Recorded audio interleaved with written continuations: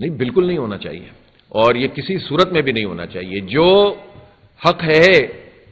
ملاقات کا، جو آئین قانون دیتا ہے،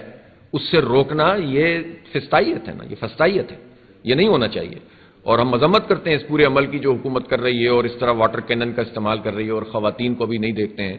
تو ہم اس کو کسی صورت میں بھی قبول نہیں کر سکتے۔ ایک چیز ہے جس کی وجہ سے کافی چیزیں جو ہے وہ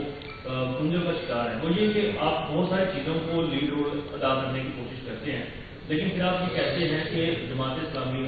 آئین قانون کے روپ میں کام کرے گی، لیکن جو پارلیمنٹ میں بیٹھے ہیں وہ بہت ساری چیزوں کو کنٹین کرنے کے لیے وہیں میں ترمیم لا کر اور بہت سارے آرڈیننس لا کر اس طرح کی کسی بھی تحریک کو مختص کرنے کے لیے، کم کرنے کے لیے، اس کا افیکٹ کم کرنے کے لیے قانون سازی کرتے رہتے ہیں، جس سے شاید آپ کا رول مزید جو اگر قانون کے اندر رہ کر ادا کرنے کا ہے وہ کم ہوتا جائے گا۔ ایک طرف جماعت اسلامی ہے جو کہ بنگلہ دیش میں پھانسیوں کے بندے میں ڈھونڈ رہی ہے، دوسری طرف پاکستان میں اگر وہ آئینی ترامیم اور قوانین اور آرڈیننس کے اندر پس جائے گی تو پھر تحریک نہیں، دیکھیں، تحریک ہی اس کا علاج ہے، اور جینون تحریک ہی اس کا علاج ہے۔ اگر بنگلہ دیش میں اس وقت جماعت اسلامی الحمدللہ ایک بہت بڑی قوت کے طور پر ابھر کر سامنے آئی، تو 17 سال اس نے جبر کو اور اس پوری دہشت گردی کو اور انڈین انفلوئنس کو برداشت کیا ہے، پھانسیاں، صحیح آپ نے فرمایا،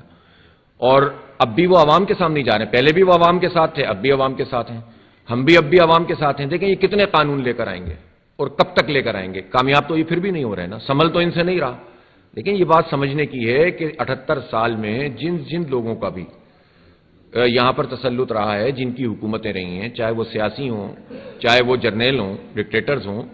ان کا فیلئر ہے یہ مکمل فیلئر ہے کہ یہ نظام نہیں چلا پا رہے، اور یہ نہیں چلا سکیں گے، اس طرح نظام نہیں چلتے ہیں۔ تو پھر یہ تو نہیں ہو سکتا کہ ہم گھر بیٹھ جائیں، ہم تو تحریک چلائیں گے، ہر اقدام کو چیلنج بھی کریں گے، جو رہی صحیح عدالتیں بہرحال جائیں گے، اس میں عوام کے ساتھ کھڑے ہوں گے، عوامی عدالتیں لگائیں گے۔ یہی راستہ بالآخر کامیابی کا راستہ ہوتا ہے۔ غیر قانونی کام کر کے، پرتشدد کام کر کے تو ہمیں دھکیلنے کی کوشش کی جائے گی نا، ہم اس سے بچیں گے۔ لیکن یہ بات سمجھنی چاہیے کہ جب آپ صحیح جینون طریقے سے جد و جہد کو روکتے ہیں، تو پھر جب عوام میں تشدد کا عنصر پیدا ہوتا ہے تو پھر آپ اس کو کون روکے گا؟ جماعت اسلامی جیسی ڈسپلن پارٹی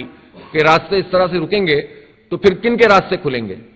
ہم نے تو ان سے یہ کہا تھا نا، جو الیکشن ہوا تھا، کہ بھائی جہاں ہم ہار گئے تھے وہاں تو ہم ہار گئے تھے، لیکن جہاں ہم جیت گئے تھے وہاں تو جیتنے دو۔ کراچی میں ہمارا میئر بن رہا تھا، ہمیں نہیں بننے دیا، وہاں سیٹیں ہم نے جیتی، وہاں ہمیں نہیں آنے دیا۔ جب آپ جینون پولیٹیکل پارٹیوں کا راستہ روکیں گے تو پھر عوام میں انارکی پیدا ہوگی نا۔ تو یہ سمجھتے ہی نہیں ہیں ان باتوں کو، لیکن بالآخر ان کو سمجھنا پڑے گا۔ اچھا، یہ بتائیے گا، یہ بتائیں آپ سب، یہ بتائیں قائد اعظم کے بنائے ہوئے ادارے جہاں بھی اس پر حکومت کی جانب سے اختیارات کی بندش اور دیگر سختیوں کا سامنا ادارہ کر رہا ہے۔